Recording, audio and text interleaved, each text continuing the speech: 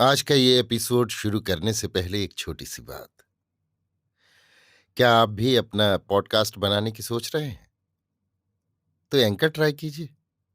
ये पॉडकास्ट बनाने का सबसे आसान तरीका है।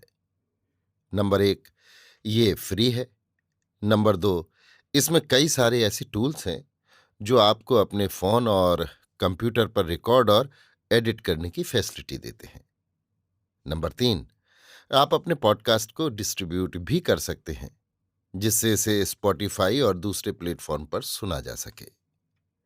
तो डाउनलोड कीजिए फ्री एंकर ऐप या विजिट कीजिए anchor.fm पर अपना पॉडकास्ट स्टार्ट करने के लिए।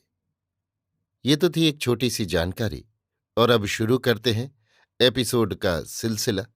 तो आज के एपिसोड में लीजिए सुनिए सूर्यकांत त्रिपाठी निराला के लिखे उपन्यास प्रभावती का भाग 37, मेरी यानी समीर गोस्वामी की आवाज में।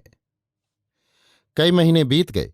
राजा महेंद्रपाल जहां कहीं भी डाका पड़ता है, राजराजेश्वरी को पकड़ने का धावा करते हैं।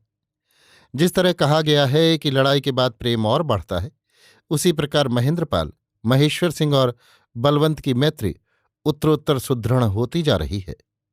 कुमारदेव अपूर्वा में भी रहते हैं और कान्यकुब्ज में भी, पर सदैव चिंताशील। प्रभावती का कोई संवाद उसके बाद नहीं मिला। कान्यकुब्जेश्वर ने अपने स्वार्थ में परमार्थ का पाठ पढ़ाकर सबको और दृढ़ रूप से मिला लिया है। चारों ओर से कर वसूल किया जा चुका, राजाओं के आमंत्रण भेजे जा चुके, राजसूय की सारी तैयारियां पूरी हो चुकी हैं। कान्यकुब्ज में एक दूसरी ही हवा बह रही है। चारों ओर प्रसन्नता ही प्रसन्नता देख पड़ती है। निर्धारित समय निकट आ गया। बड़े बड़े राजाओं के पड़ाव पड़ने लगे। समस्त देश के व्यवसायी दुकानें ले लेकर आ गए और उचित उचित स्थानों पर लगा दी। सोप्रबंध की पहले से व्यवस्था कर ली गई थी। सभा मंडप की सूचना वर्णनातीत हुई। हजारों मनुष्यों के बैठने की योजना की गई थी। बीच में महाराजाधिराज जयचंद का सिंहासन था, जहां से वरमाला लेकर संयोगिता को वर वरण करने के लिए चलना था।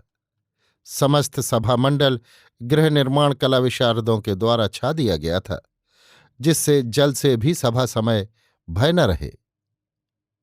सहस्त्रों स्तंभ ऊंचे से क्रमशः नीचे किए हुए लगे थे। भीतर से सारा मंडप बसंती रंग से रंगे हुए बहुमूल्य पट्ट वस्त्रों से आच्छादित था। बीच बीच फूल कटे हुए, जिसमें चांदी सोना मणि और मोतियों का जड़ाव। इसी प्रकार खंभों में ऊंची ऊंची वेदिकाओं पर नरेशों के आसन और भी सुशोभित।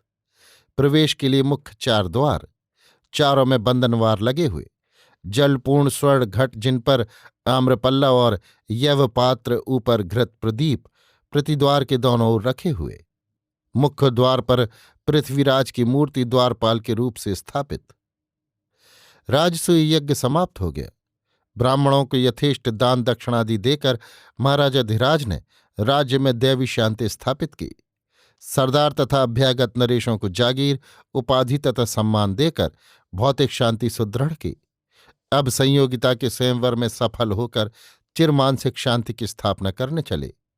ये शुभ मुहूर्त पहले से निश्चित हो चुका था। आज वो समय आ गया।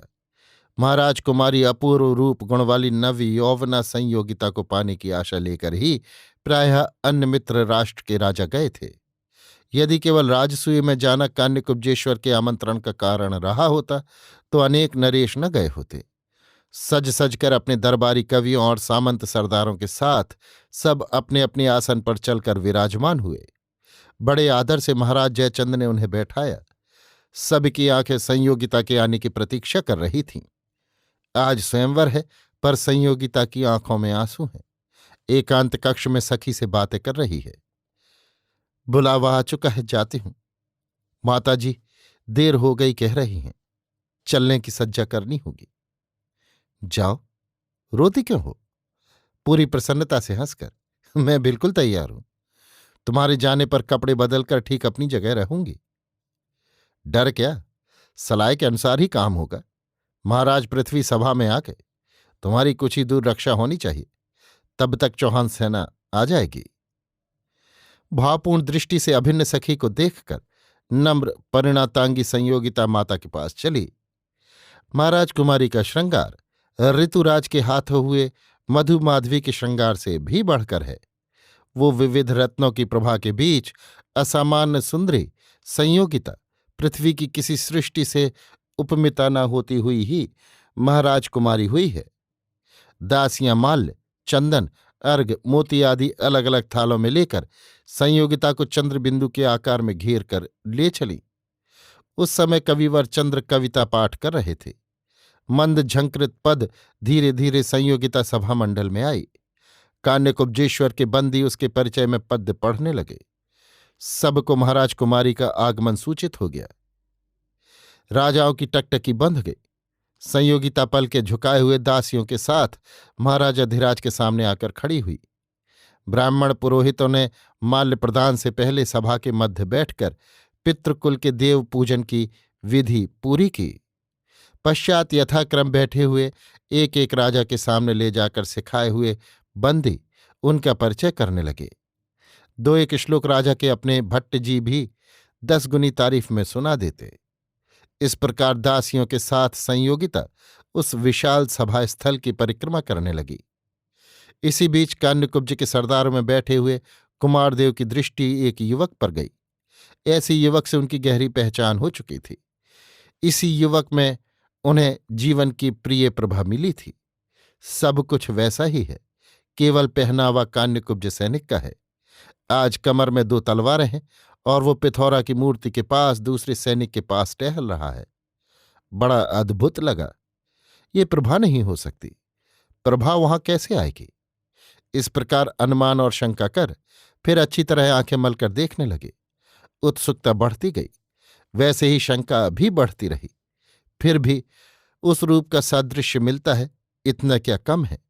एकटक कुमार युवक की गति भंगिमा देखते रहे। उनका स्वयंवर देखना न हुआ। एकाएक उठ नहीं सकते, पूछते भी क्या? ये बन नहीं। देर हो गई। संयोगिता सभा की प्रदक्षिणा करती उसी द्वार के पास आई। भाव की दृष्टि से द्वारपाल पृथ्वीपाल की मूर्ति को देखती रही, फिर उसी के गले में माला डाल दी। सभा में हाहाकार मच गया। महाराज जयचंद बड़ी विनय से राजाओं को समझाने लगे कि संयोगिता अभी बालिका है, किसके गले में माला डालना चाहिए ये ज्ञान उसे नहीं। इस बार उसे समझाकर जयमाल डलवाता हूं। ये कहकर उन्होंने क्षत्रिय राजाओं को शांत किया और संयोगिता को बुलाकर मतलब अच्छी तरह समझाकर फिर माला डालने के लिए कहा। सेविकाएं फिर उसे साथ लेकर प्रदक्षिणा करने लगीं। इस बार वो जल्द जल्द राजाओं को पार करने लगी और उसी प्रकार द्वार के पास पहुंचकर फिर पृथ्वीराज के गले में माला डाल दी। फिर हल्ला मचा। चंद्र के साथ पृथ्वीराज के होने का संदेह जयचंद को हो चुका था, पर ऐसे सेवक के रूप से चौहान न जाएंगे ये निश्चय भी था। इसीलिए कोई छेड़ नहीं की। अब पृथ्वीराज ने सोचा ये मौका चूकना सदा के लिए चूकना होगा। इशारे के साथ वहां बैठे हुए समस्त सरदार चंद के पीछे उठे। राजा भी तकरार की ताक में थे, भर्रा कर बाहर निकले। पर पहले ही पृथ्वीराज ने प्रिया की बांह पकड़ी। तत्काल उस खड़े हुए युवक ने एक तलवार और अपनी ढाल संयोगिता को दे दी और घूमकर पृथ्वी पर होता हुआ वार बचाया। अब तक हजारों की संख्या में शत्रु एकत्र हो गए थे। चौहान लड़ते हुए आगे को बढ़ रहे थे।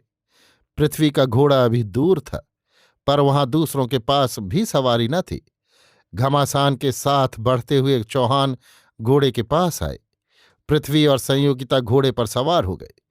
देखते देखते छिपी चौहान सेना भी आ गई। कान्यकुब्ज की सेना लड़ती हुई उसका पीछा करने लगी। तब तक हजारों जवान कट गए। देव बराबर युवक को देख रहे थे। जब उसने संयोगिता को ढाल और तलवार दी थी तब उनका संशय और बढ़ा था। खड़े रह गए थे। कान्यकुब्ज के सरदार चौहानों के पीछे थे। वे उसी युवक को देखते रहे। बढ़ते चौहान के साथ संयोगिता का दाहिना पार्श्व बचाकर लड़ता बढ़ता हुआ युवक सभा स्थल पार कर गया और बाहर पृथ्वी और संयोगिता के घोड़ों पर चढ़ने तक लड़ता दिखाई दिया। फिर चारों ओर से उमड़ी आती हुई सेना की आड़ में कुछ देखना पड़ा। कुमारदेव धीरे धीरे बढ़े।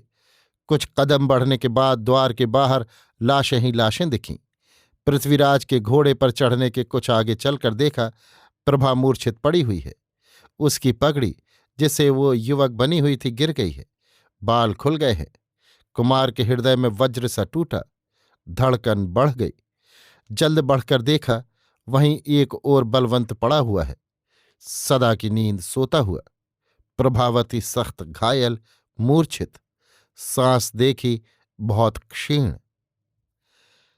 प्रभा। प्रभा ने भूमि पर हाथ हिलाने की चेष्टा की। कुमार नहीं समझे। वो पैरों की धूल चाहती है। फिर बहुत ही क्षीण स्वर से बोली, रतन। अभी आप सुन रहे थे सूर्यकांत त्रिपाठी निराला के लिखे उपन्यास प्रभावती का अंतिम और 37वां भाग, मेरी यानी समीर गोस्वामी की आवाज में। इसी के साथ सूर्यकांत त्रिपाठी निराला का लिखा प्रभावती उपन्यास अब समाप्त होता है।